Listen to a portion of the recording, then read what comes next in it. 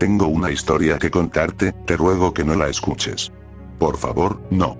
Sé que suena estúpido, pero cuando entiendas por qué, será demasiado tarde. Sé que esto no les impedirá que lo hagan, pero con esta simple advertencia dejaré tranquila mi conciencia.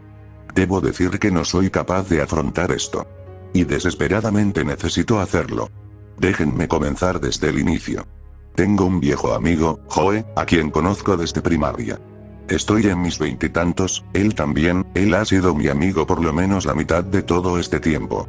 Diría que nos conocemos muy bien después de todos estos años.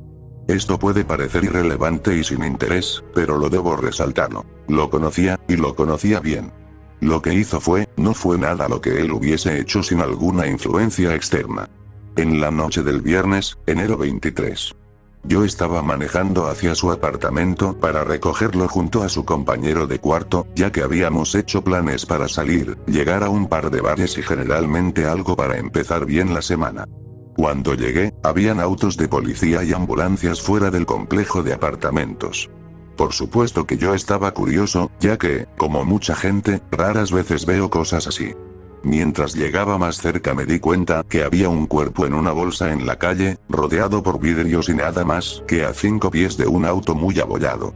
Estaba aterrorizado, llegando a la conclusión de que alguien fue atropellado por un auto fuera del complejo. Cuando terminé de embobarme, seguí mi camino dentro y en las escaleras del tercer piso.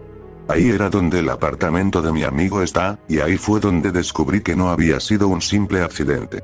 La policía subió las escaleras, hablándole a los residentes y grabando uno de los apartamentos. El apartamento de mi amigo. En pánico, le pregunté a uno de los oficiales qué había pasado, por qué el apartamento de mi amigo estaba siendo grabado. Le dije que se suponía que nos reuniríamos para ir a por unas bebidas, y le pregunté si estaban bien. El oficial me dijo que parecía que Joe había descuartizado a su compañero de cuarto con un cuchillo de cocina para luego tirarse a sí mismo por la placa de cristal con puertas corredizas, hacia la calle. Yo era un fantasma, temblando demasiado, apenas podía contestar las simples preguntas que el oficial me hacía tratando de averiguar si conocía a las víctimas. Mi mente no lo podía procesar. Lo conocía. Él nunca hubiese hecho tal atrocidad. No tenía sentido. Retomé mi camino hacia mi auto en silencio, manejé a casa como es obvio en piloto automático. No podía sacar de mi cabeza el shock. Mi esposa me preguntó qué había pasado, y le expliqué. Ella también estaba en shock, pero ella no lo conocía como yo. Le dije que necesitaba tiempo, y fui a mi habitación. Ella no se interpuso. Perdido, me encontraba en la computadora. No estoy seguro por qué lo hice, pero estaba revisando el email de mi amigo. Sabía las contraseñas que usualmente él usaba, así que era difícilmente un problema para encontrar el correcto. Pensé que tal vez tenía amigos en línea que necesitaba contarles, o quizá encontraría una ventana que me dijese qué causó lo ocurrido. No sé. Si hubiese sabido lo que ahora sé, nunca lo hubiese hecho. Miraba su bandeja de entrada, buscando nombres familiares. Joe, yo, y varios amigos estábamos en contacto, e instantáneamente reconocí varios de esos nombres en los últimos días. Pero el email abierto más recientemente era uno que parecía spam con un archivo adjunto, sin alguna otra información. La curiosidad me ganó, y lo abrí. El archivo era una imagen con el nombre de una serie de números al azar. Era simplemente un hombre, aparentemente a simple vista. Pero mientras más lo miraba, se hacía más perturbante. El hombre solo estaba ahí con una sonrisa, siniestra e inquietante, con ojos distraídos y enfocados a la misma vez. Esa terrible sonrisa, parecía que se ampliaba mientras más la veía, y por minutos yo estaba obsesionado por ese horrible rostro, ojos ardiendo a la misma intensidad como yo los veía. Finalmente rasgué mi mirada a otro lado para encontrar alguna otra cosa en el email, una simple palabra. Una palabra que no puedo repetir. Aún no. Necesito contar mi historia. No podía mirarla otra vez. Tuve que cerrarla. Ese rostro seguía viéndome. Lo juro, podía seguir sintiendo su sonrisa.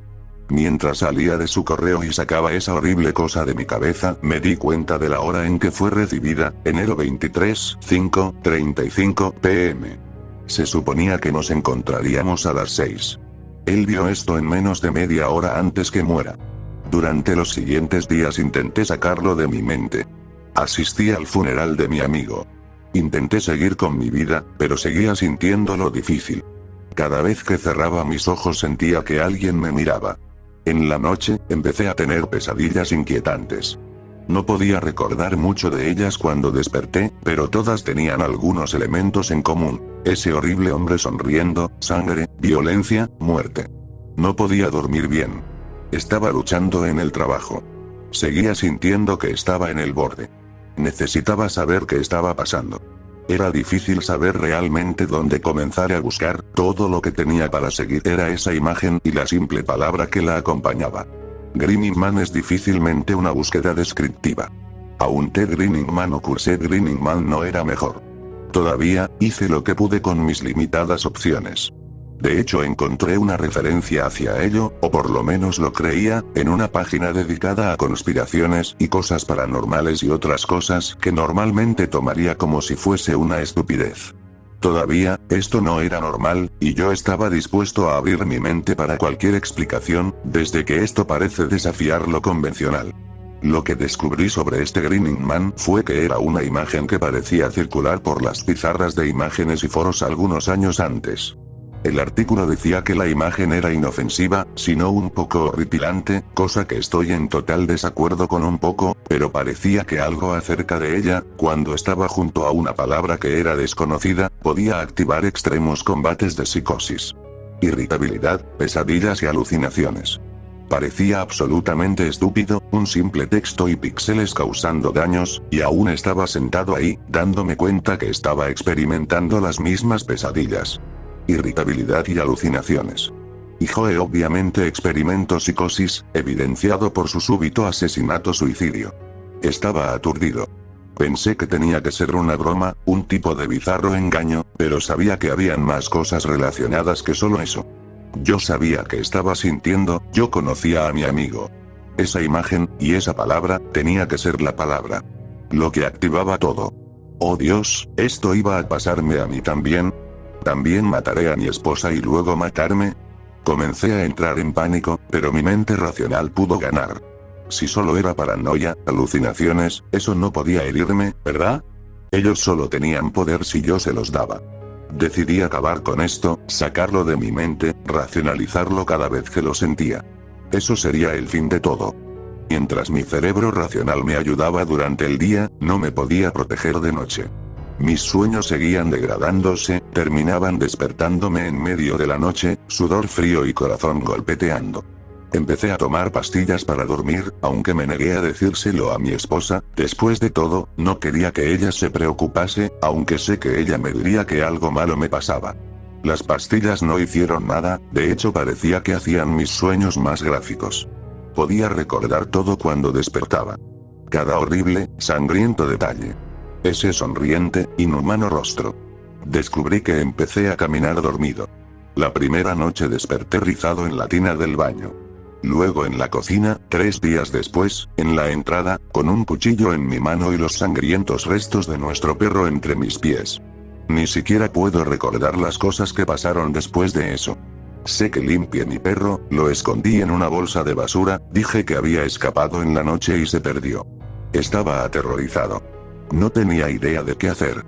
Intenté automedicarme en gran medida. Guardé todos los cuchillos de la casa. Mi esposa sabía que había algo terriblemente mal, pero me rehusé a decir algo. Ni siquiera sé si podría a la vez recordar a mi amigo. La página web. Sabía que se estaba poniendo peor. Las cosas que más recuerdo acerca de los sueños, aparte de ese horrible hombre sonriendo, son las emociones. Sentía como si cada muerte que pasaba en el sueño fuese real. Como si lo hiciera con mis propias manos, destripando a mis amigos, mi familia, personas desconocidas, en contra de mi voluntad. Como si cada muerte, cada visión de terror que él me enseñara, no solo era una visión de mi propio trabajo. Cada horrible muerte en el sueño lo hacía sonreír más. Él quería que yo me quebrara. Él quería que me convierta en lo que exactamente me mostraba. Él quería que me convierta en él. Por lo tanto he venido aquí a decírtelo porque estoy desesperado. Necesito ayuda, como puedes ver, no puedo soportar el pensamiento de dañar a mi esposa, la mujer que amo más en este mundo. Aún no sé si es inevitable. Él siempre está ahí, mirando y sonriendo, sabiendo que estoy a punto de colapsar, y codeándome cada vez más cerca al borde. Sé lo que él quiere. No puedo permitírselo. Pero no sé si haya alguna otra salida. Así que estoy aquí para llegar a tú, en esperanzas de que él me pueda dejar solo.